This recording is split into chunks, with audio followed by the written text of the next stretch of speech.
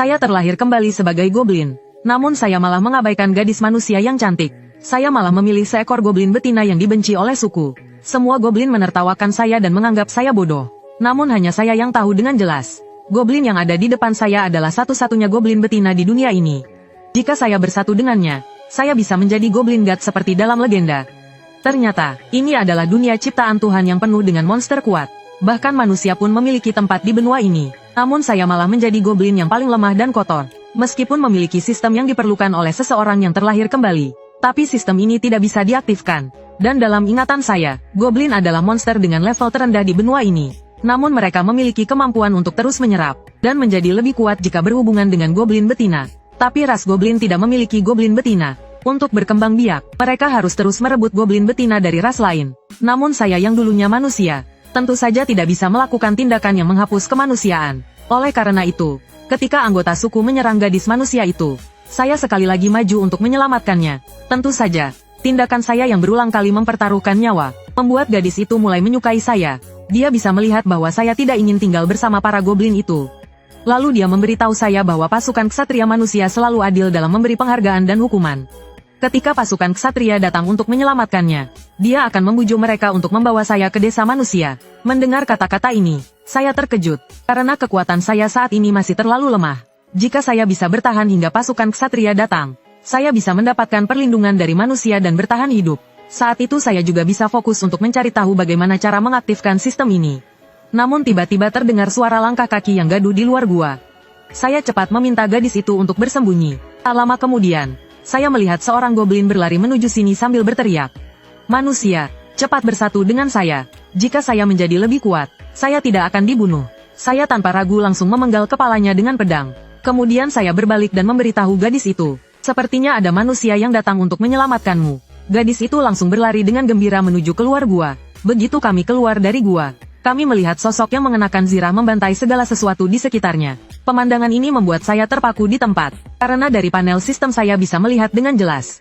Orang itu adalah manusia terkuat yang pernah saya lihat. Semua nilai statistiknya sudah mencapai tingkat yang sangat luar biasa. Gadis itu buru-buru mendekat dan menyapa. Tuan Kapten, akhirnya Anda datang. Namun yang menyambutnya adalah sebilah pedang panjang yang dingin. Beruntung saya cepat bereaksi dan melompat untuk menyelamatkannya. Saat saya bingung mengapa orang ini menyerang gadis itu, Odell berkata dengan tatapan dingin, benar-benar aib besar, saya bahkan bisa diserang oleh goblin. Mendengar itu, gadis itu bingung. Ia bertanya pada kapten apakah dia salah mengenali dirinya sebagai goblin. Saat mendengar Lodel mengatakan bahwa manusia yang ternoda tidak pantas hidup, gadis itu segera berteriak dan menjelaskan bahwa dirinya tidak ternoda. Kemudian dia menunjuk ke arah saya. Goblin ini yang terus melindungi saya dengan sekuat tenaga. Lodel tidak mempercayainya. Sebaliknya, dia mengangkat senjatanya lagi dan berkata, apakah saya terlihat seperti orang bodoh? Cerita yang lebih masuk akal dong. Melihat itu, saya cepat menarik gadis itu, dan memberitahu dia untuk melarikan diri lewat pintu sebelah kanan. Setelah itu, tanpa ragu saya mengambil tongkat kayu dan maju. Namun yang tak saya duga, adalah sebuah perisai emas tiba-tiba melindungi saya. Kemudian terdengar suara yang datang. Tunggu, Lodel, goblin ini sepertinya agak aneh. Tak lama kemudian, seorang wanita berpakaian jubah muncul di depan kami. Gadis yang tadi langsung merangkak dan berteriak, Nona Suci, tolong selamatkan saya. Setelah menyerahkan gadis itu pada Lodel yang ada di samping, Nona Suci menatap saya, dan bertanya apakah saya bisa mengerti bahasa manusia. Saya tahu orang di depan saya adalah perwakilan kuil, Ivrea. Untuk bisa keluar hidup-hidup dari sini, saya harus memanfaatkan kesempatan ini. Saya pun berteriak padanya, kamu adalah Nona Suci yang mereka sebutkan, kan? Sebenarnya saya bukan monster dari dunia ini. Saya menjadi seperti ini karena sebuah kecelakaan. Saya bisa kembali dan menjelaskan semuanya kepada kalian. Ivrea tersenyum puas mendengar itu. Dia berkata, goblin yang cerdas seperti ini, pasti adalah hadiah dari sang perawan. Kemudian dia tersenyum dan bertanya pada gadis itu, apakah goblin ini benar-benar tidak pernah melukainya? Mendapatkan jawaban yang meyakinkan, Ivrea memutuskan untuk membawa saya kembali dan membuat keputusan. Mendengar itu, saya sangat senang, dan saya berjanji akan membalas budi baiknya dengan sepenuh hati. Namun, Ivrea tiba-tiba tersenyum jahat. Dengar suara puff, Lodel di sampingnya langsung menusukkan pedangnya ke perut gadis itu. Mendengar suara itu, saya secara refleks melihat ke belakang. Saya melihat gadis itu langsung terjatuh dan kehilangan nyawanya. Namun sebelum saya bisa kembali sadar dari ketakutan saya, suara Ivrea yang penuh ejekan terdengar. Setelah kita kembali, kamu harus membalas budi saya dengan baik. Di sebuah ruangan seminggu kemudian, Ivrea sedang memainkan obat yang ada di tangannya. Sementara di dinding tak jauh dari sana, Saya sudah disiksa habis-habisan dengan berbagai cara olehnya. Mendengar saya masih punya cukup tenaga untuk menghina dia sebagai perempuan bajingan. Freya tak bisa menahan tawa dinginnya. Kalian goblin memang benar-benar tangguh ya. Tak heran Quill tidak pernah bisa benar-benar menghapuskan goblin. Setelah itu, dia berdiri dan menambahkan, bagaimana kalau kali ini saya coba racun untuk melihat pengaruhnya terhadap goblin? Mendengar itu, saya berteriak marah. Kamu tidak hanya menipuku, kamu juga menipu semua orang. Bahkan kamu membunuh teman-teman begitu saja. Inilah yang kalian sebut keadilan, manusia. Namun, detik berikutnya, sebuah batang kayu tiba-tiba ditusukkan ke mulut saya. Setelah itu, Ivrea berkata dengan marah, kamu yang lemah seperti sampah berani meragukan kami manusia. Leilia adalah orang yang kamu hasut untuk membela kamu. Dan sekarang dia sudah mengkhianati Quill dan manusia. Kematianmu adalah kesetiaan terakhirnya. Dan kalian goblin, sebenarnya adalah kutu yang ada di tanah suci ini. Harusnya kalian berterima kasih menggunakan tubuh menjijikkanmu untuk menjadi bahan eksperimen bagi manusia dan Quill. Setelah Ivrea melambaikan tangannya, sebuah badai api langsung memenuhi sekeliling. Kemudian di bawah tubuh saya muncul sebuah matriks api. Merasa nyawa saya cepat mengalir pergi. Saya tahu hidup saya akan segera berakhir. Saya teringat saat pertama kali dibawa ke desa manusia. Saya sudah disiksa dengan berbagai cara untuk hiburan mereka. Rasa tidak puas dan marah yang tiada akhir segera meluap. Jika saya diberi kesempatan lagi, saya pasti tidak akan pernah percaya pada manusia. Menghancurkan tulang mereka adalah hal yang seharusnya dilakukan oleh goblin. Namun, saat saya membuka mata lagi, saya mendapati diri saya berada di ruang khusus. Pada saat yang sama, sebuah panel sistem muncul. Sistem simulasi kehidupan goblin telah diaktifkan, dan bertanya apakah ingin memilih untuk memulai kehidupan baru. Melihat pemandangan ini, saya baru menyadari, sistem ini hanya dapat diaktifkan setelah kematian. Tapi meskipun bisa memulai hidup lagi, saya tetap hanya menjadi goblin, makhluk terlemah di benua ini. Mengingat hal ini, saya bertanya pada sistem, apa arti memilih untuk memulai kehidupan baru? Setelah mengetahui bahwa saya bisa kembali dengan ingatan 1 minggu sebelumnya, saya langsung menunjukkan kegembiraan yang tak terkendali. Ini adalah kesempatan untuk membalas dendam. Jadi, Lodel dan Ivrea, saya akan membayar kembali rasa sakit yang saya alami berlipat ganda. Tanpa ragu, saya menekan tombol konfirmasi. Detik berikutnya, saya dipindahkan kembali ke sarang goblin. Saat itu sistem kembali mengirimkan pemberitahuan, menyatakan bahwa meskipun saya telah dilahirkan kembali, ancaman belum terhapus. Jika dibunuh oleh pasukan ksatria manusia, sistem tidak akan bisa menghidupkan kembali saya. Saat itu saya bertanya pada sistem apakah ada kemampuan lain. Lalu muncul panel di depan saya lagi, menunjukkan bahwa sistem ini bisa mensimulasikan seluruh kehidupan saya, dan akan menghasilkan hasil yang berbeda tergantung pilihan yang dibuat. Namun setiap simulasi memerlukan waktu tunggu 24 jam. Setelah simulasi selesai, saya akan mendapatkan poin untuk ditukar dengan barang. Melihat ini, saya tersenyum. Ternyata saya sekarang memiliki kemampuan untuk melihat masa depan. Lalu saya melambaikan tangan untuk mengaktifkan sistem simulasi kehidupan. Dari panel sistem, saya mengetahui, kali ini judul cerita adalah melarikan diri dari Goa Goblin, dan memberikan 3 pilihan. Pilihan pertama adalah memberi peringatan pada goblin lain, untuk bergabung dan melawan Lodel dan yang lainnya. Pilihan kedua adalah meninggalkan goblin lainnya dan melarikan diri. Pilihan ketiga adalah bersembunyi di sarang dan berharap tidak ditemukan. Namun jelas, dengan kekuatan Lodel, bahkan seluruh goblin di sarang ini, tidak akan mampu mengalahkannya. Untuk menguji dugaan saya memilih pilihan pertama untuk mensimulasikan.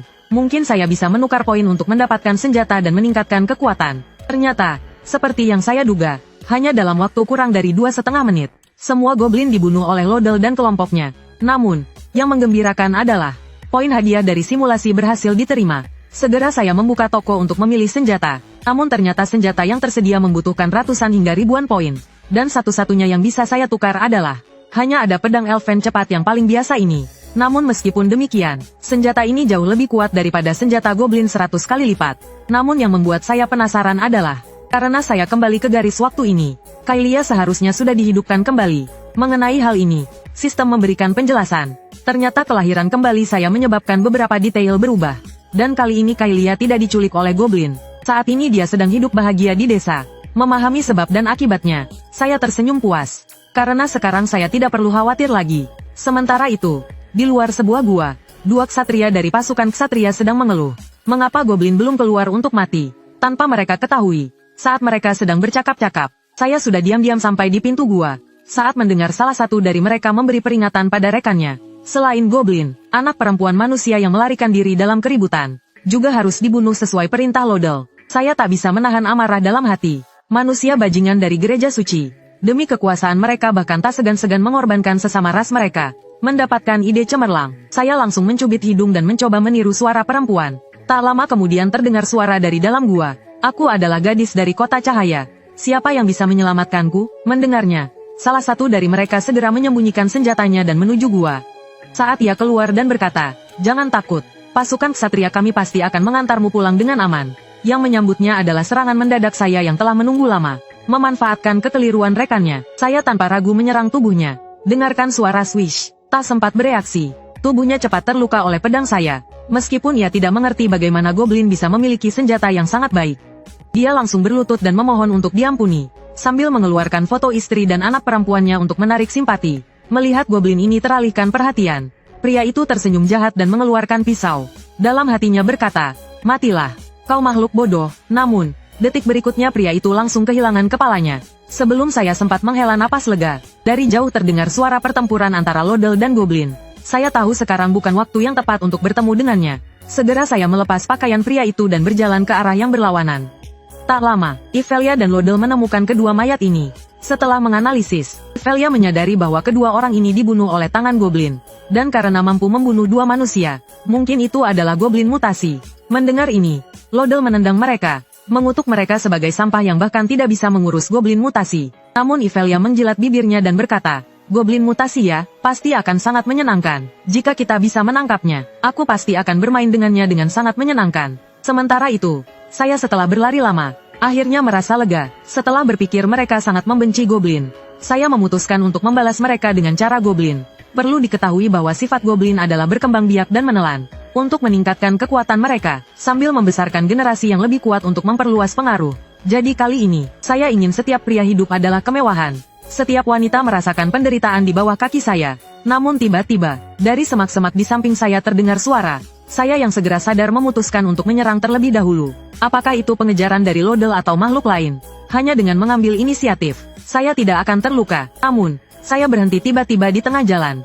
Karena sosok yang terjatuh ketakutan di tanah. Ternyata adalah goblin betina. Melihat saya terus menatapnya, goblin betina itu gemetar dan menjelaskan, "Tolong jangan sakiti saya hanya datang untuk mengambil air." Saya pun terhenti dalam pikiran. Meskipun tidak pernah ada goblin betina dalam suku goblin, apalagi goblin ini tidak hanya memiliki ciri khas betina, bahkan bisa mengucapkan kalimat lengkap. Pada saat itu, sistem juga menampilkan panel atributnya. Saya terkejut melihat profesinya adalah utusan dewa. Jadi jika goblin jantan dan betina bersatu, goblin dewa, goblin bisa menjadi goblin dewa legendaris. Saya terkejut lagi, rasanya apa yang terjadi di depan saya agak tidak nyata. Lalu saya semakin mendekat, goblin betina itu takut dan segera berteriak. Saya benar-benar disuruh kepala suku untuk mengambil air. Jika saya tidak bisa mengambil air, saya akan dipukuli oleh kepala suku. Saya menepuk bahunya dan memberitahunya untuk tidak takut. Saya tidak sengaja menakutinya, namun, goblin betina ini juga menunjukkan ekspresi terkejut. Dia tidak menyangka, goblin di depannya ini ternyata bisa berbicara. Karena di suku, 99% goblin tidak bisa berbicara dengan jelas. Kemudian dia menarik ujung pakaian saya dan mengatakan bahwa namanya Gobuyu. Di sukunya, semua goblin selalu memukul atau mengutuknya. Ini adalah pertama kalinya dia merasakan perhatian. Mendengar kata suku, saya segera bertanya dengan wajah penuh semangat apakah dia bisa membawa saya kembali ke suku. Karena saat ini saya bahkan tidak punya tempat tinggal. Apalagi merekrut bawahan untuk menjalankan rencana balas dendam saya. Gobuyu pun dengan wajah merah setuju. Segera, dengan petunjuknya, saya sampai di lokasi suku. Namun, karena saya mengenakan pakaian manusia, ini langsung menarik perhatian seluruh goblin di sana. Mendengar saya mengatakan bahwa saya ingin bergabung dengan suku ini, dan ingin bertemu dengan ketua mereka, goblin-goblin itu dengan aksen kasar mengatakan, "Makhluk asing ini ingin bertemu dengan bos kami. Tangkap dia dulu dan kirimkan ke bos." Namun, saat Gobuyu berdiri untuk menjelaskan bahwa saya bukan orang jahat, tiba-tiba terdengar suara, "Apa yang kalian ributkan di sini?" Dan yang berbicara adalah kepala suku, seorang goblin pendeta. Dari panel sistem, saya tahu, orang ini bukan hanya mencapai level 725, namun juga merupakan varian goblin yang lebih tinggi, yaitu goblin besar. Mendengar pertanyaan kepala suku tentang siapa yang membawa makhluk asing ini, Gobuyu segera menjelaskan bahwa dia tidak punya tempat tinggal, jadi dia membawanya ke dalam suku. Namun, detik berikutnya, kepala suku memerintahkan untuk membunuh goblin asing ini dan memakannya. Melihat goblin-goblin yang berteriak dan menuju saya segera menarik senjata saya dan berteriak, "Saya bisa membuat senjata. Jika kalian membiarkan saya bergabung, kalian akan menjadi lebih kuat." Mendengar ini, kepala suku mengangkat tangannya memberi isyarat untuk menghentikan serangan. Kemudian mendekat dan mengangkat dagu saya, berkata, "Tidak ada bau kebohongan di tubuhmu. Katakan saja, senjata apa yang bisa kamu buat? Saya tahu kesempatan ini datang. Saya menjelaskan bahwa selama mereka menemukan bahan baku seperti biji besi, saya bisa membuat alat besi sederhana.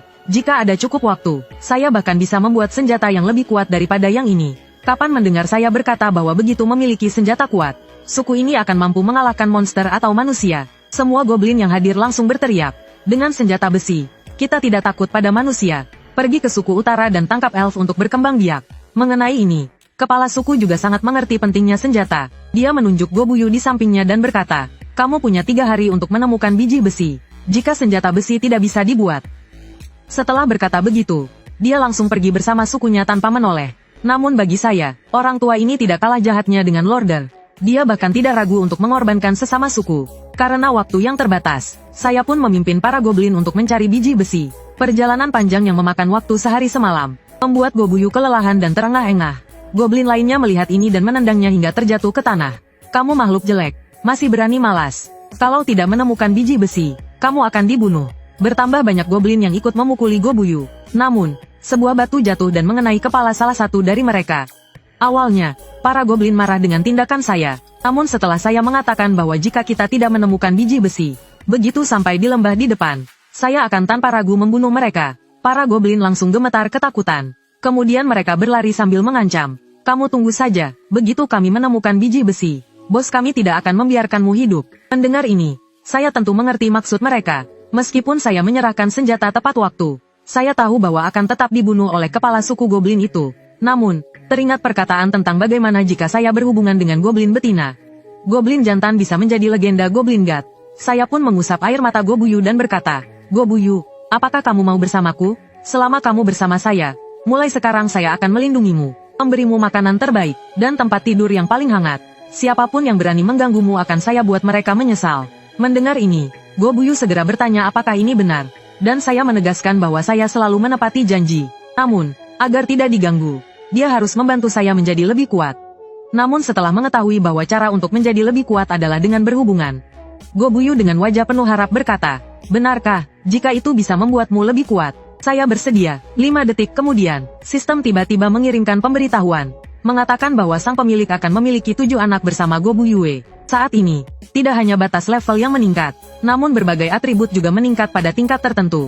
Melihat tubuh saya yang telah berubah, saya merasa peluang untuk mengalahkan pendeta goblin semakin besar. Lalu saya menyarungkan pakaian ke tubuh Gobuyue dan berkata, mulai hari ini, kamu adalah milikku. Saya akan melindungimu seumur hidup. Tiba-tiba, terjadi teriakan minta tolong dari goblin. Kemudian terlihat seekor goblin sedang melarikan diri dengan panik. Dan di belakangnya ada seekor monster berbentuk serigala. Namun yang lebih aneh adalah, orang itu ternyata membawa batu biji besi di pelukannya. Melihat situasi, saya pun memberi perintah agar Gobuyue menunggu di tempat. Karena serigala itu juga bisa digunakan untuk menguji kekuatan saya. Pada saat goblin hampir mati, saya langsung menusukkan pisau ke leher monster tersebut. Tidak lebih dari 2,5 detik, serigala itu jatuh ke tanah dan kehilangan nyawanya. Mendengar permintaanku untuk menyerahkan biji besi, sebuah tekanan tak terlihat membuat goblin itu gemetar ketakutan. Saya pun memuji goblin itu. Kerja yang bagus. Sekarang pergi cari lagi. Nanti saat kita kembali, aku akan membuatkan senjata untuk kalian. Tak lama kemudian, hari pengiriman senjata pun tiba. Melihat senjata jadi yang dengan mudah menembus kepala monster, semua goblin yang hadir langsung terdiam. Dalam sekejap, semua goblin menatap senjata baru ini dengan keinginan besar. Namun wajah ketua goblin justru sangat muram. Agar otoritasnya di suku tidak dipertanyakan, dia tertawa jahat dan berkata, aku sangka kau benar-benar bisa membuat senjata besi. Namun jika kau ingin tinggal, itu tak semudah itu. Dalam 2 hari, buatkan 50 senjata seperti ini. Baru aku akan izinkan kau tinggal. Begitu kata-kata itu keluar, bahkan para anggota suku pun tidak bisa menahan keluhan mereka. Kenapa ketua jadi seperti manusia? Ngomong tidak sesuai janji? Mendengar itu, saya hanya tersenyum dingin. Tunggu saja, kau akan membayar atas kelicikanmu. Setelah 2 hari 2 malam yang melelahkan, 50 tombak besi akhirnya selesai dibuat, dan para goblin pun sangat mengagumi saya. Panggilannya berubah dari orang asing menjadi kakak. Sementara itu, ketua goblin justru berubah sikap. Dia berkata untuk merayakan anggota baru yang bergabung dengan suku. Malam ini semua bisa makan sepuasnya. Tak lama kemudian, Gobuyue membawa seekor babi panggang. Dia bilang itu adalah makanan yang disiapkan ketua untukku. Namun, begitu saya memakannya, saya langsung merasakan rasa sakit dan terjatuh ke tanah. Beberapa detik kemudian, sebuah bayangan muncul perlahan di depan saya. Saya mendengar ketua goblin tertawa dan mencemooh. Saya kira kau orang bodoh ini cerdas juga. Jangan pikir saya tidak bisa melihat ambisimu. Berani menantang otoritas pendeta kami. Hanya ada satu jalan mati, mengerti? Setelah itu, dia menangkap Gobu Yue di sebelahnya. Ternyata kau sangat peduli padanya ya. Kalau begitu nikmati saja melihat pengkhianat ini mati di tangan senjatamu. Tiba-tiba terdengar suara plop. Tangan ketua goblin terjatuh ke tanah. Dia terkejut dan tak bisa mempercayai apa yang terjadi. Dia tidak mengerti bagaimana saya bisa membalas serangannya. Saya hanya tersenyum dingin dan menjawab, yang bodoh itu kamu, kan? Saya sudah tahu kamu akan meracuniku. Tadi itu hanya akting untuk menipumu. Mendengar itu, ketua goblin langsung marah besar. Detik berikutnya, dia mengambil senjata dan menyerang saya. Namun bagi saya yang sekarang, menghindari serangannya sangatlah mudah. Dengan pisau yang saya arahkan ke lehernya, kepala ketua goblin langsung terlepas dan jatuh ke tanah. Melihat pemandangan itu, semua goblin gemetar ketakutan. Namun, begitu mendengar teriakanku, mulai hari ini, saya adalah ketua kalian. Saya akan memimpin kalian untuk menyerang para elf dan manusia, agar kalian bisa berkembang biak dengan baik, dengan daging yang tak akan habis. Pada saat itu, semua goblin bersorak gembira. Sebut saja aku ketua, kami akan mengikuti perintahmu mulai sekarang. Melihat mereka yang sudah tunduk, saya menunjuk tubuh ketua goblin dan berkata, ini hadiah untuk kalian, nikmati saja. Begitu saya selesai berbicara, para goblin langsung menyerbu tubuhnya. Mengingat saya kini telah menaklukkan suku goblin. Selanjutnya, saya akan menggunakan kaum elf untuk melatih generasi yang lebih kuat. Saya tak bisa menahan senyum di ujung bibir saya. Tanpa diketahui, semua ini diamati oleh sosok yang tersembunyi di semak-semak. Dan dia adalah putri elf, Kasana. Entah sudah berapa lama, sosok itu bergerak cepat melintasi desa elf. Namun, sebelum penjaga sempat bertanya, Kasana, tanpa menghiraukan halangan, langsung menuju kamar Ratu Suku. Begitu dia membuka pintu dan berteriak, ibu, ada hal penting yang harus saya laporkan. Namun, pemandangan di depannya membuat wajahnya merah padam. Nampak Ratu Elf sedang dilayani oleh beberapa elf laki-laki. Ketika Kasana hendak pergi, Ratu Elf menghentikannya dan bertanya apa yang membuatnya terburu-buru. Mendengar itu, Kasana langsung menjelaskan. Beberapa pagi yang lalu, saya sedang berpatroli di hutan magis. Ketika saya melihat seekor beruang hitam raksasa yang dimakan oleh goblin. Seharusnya goblin tidak bisa membunuh makhluk sihir tingkat tinggi seperti itu. Namun beberapa hari yang lalu, saya melihat seorang goblin muda, yang berhasil membunuh kepala suku yang lama dan menjadi pemimpin baru mereka. Jadi, perubahan dalam suku goblin kemungkinan besar disebabkan oleh dia. Mendengar itu, Ratu Elf hanya tersenyum sinis. Bagi dia, apapun kekuatan goblin, mereka tetaplah makhluk lemah dan rendah tingkatannya. Kemudian dia memberi perintah, Kasana, bawa beberapa orang dan bersihkan saja itu. Ingat, ambil beberapa hidup-hidup. Jangan lupa, hati goblin yang dipotong dan dijadikan ramuan merupakan obat terbaik bagi elf pria di suku kita. Saat Kasana yang malu itu hendak menjawab, Ratu Elf berkata, putriku yang baik, kau sudah bekerja keras belakangan ini. Bagaimana kalau ibu memberi hadiah berupa elf pria tampan untukmu malam ini? Mendengar itu, Kasana segera menolak, dan berlari keluar kamar seperti hendak melarikan diri. Sementara itu, di dalam suku goblin, mereka melaporkan bahwa satu cabang pohon mewakili satu rumah pohon, dan hutan Wanxiang memiliki total 30 cabang pohon seperti itu.